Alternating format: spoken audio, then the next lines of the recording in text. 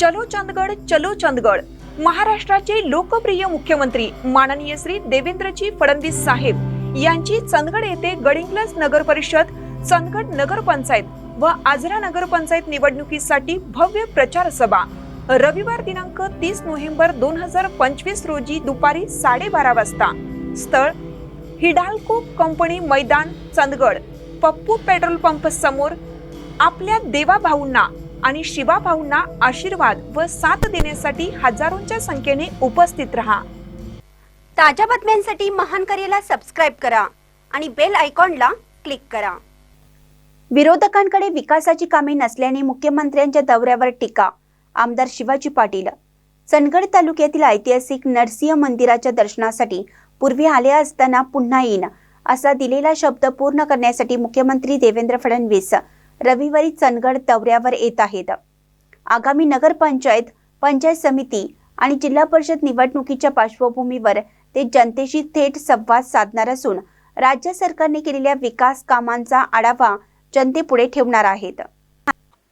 दरम्यान मुख्यमंत्री येत असल्याने राजकीय वातावरण चांगलेच तापले आहे। विरोधकांकडे मुद्दे नसल्यामुळे वेगवेगळी कारणे देऊन फडणवीस यांच्या दौऱ्यावर टीका सुरू असल्याचा आरोप बीजेपी शिंदे गटाने केला आहे। चंदगड येथे आयोजित पत्रकार परिषदेमध्ये आज बोलताना आमदार शिवाजीराव पाटील यांनी माजी आमदार राजेश पाटील यांच्यावर टीकास्त्र सोडलं। माजी आमदार आणि नंदाताई बाभुळकर यांच्या काळात सत्ता असूनही चंदगडमध्ये अपेक्षित विकास साधता आला नाही। उलट गेल्या काही वर्षात मी केलेल्या 193 कोटींच्या कामांमुळे तालुक्याचा चेहरा बदलला आहे, असं ते म्हणाले।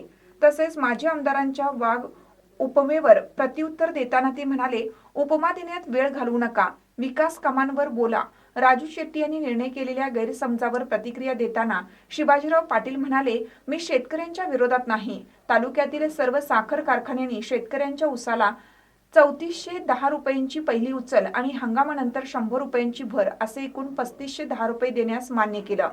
पुढील 5 वर्षात चंदगड नगरीला 1000 कोटीपेक्षा जास्त निधी मिळवून देऊन स्मार्ट सिटी बनवणार असे आश्वासन आमदार शिवाजी पाटील यांनी दिले।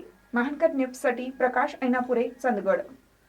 आदरणीय सुनील सुभाषजी गाणेकर यांना प्रचंड बहुमताने भारतीय जनता पक्षाचं चिन्ह कमळ या चिन्हावर निवडून द्यायचं आहे। त्याचबरोबर आमचा युती धर्म आणि आमच्या सहकारमध्ये सोबती एकनाथ शिंदे साहेबांचा गट शिवसेना यांचे 2 उमेदवार, भारतीय जनता पक्षाचे 15 उमेदवार असं प्रचंड बहुमताने निवडून द्यायचं आहे। आणि नगराध्यक्ष उमेदवार सुनीलजी गाणेकर यांना प्रचंड ताकदीनं आपला आशीर्वाद द्यायचा आहे आणि विकास करण्यासाठी ते कटिबद्ध आहेत। तसंच मी आमदार म्हणून मी पुढे कमी नाही पडणार। राज्याचे मुख्यमंत्री आदरणीय देवेंद्र फडणवीस साहेब पुढे कमी नाही पडणार। नगर विकास खात्याचे मंत्री म्हणून उपमुख्यमंत्री एकनाथ शिंदे साहेब पुढे कमी नाही पडणार।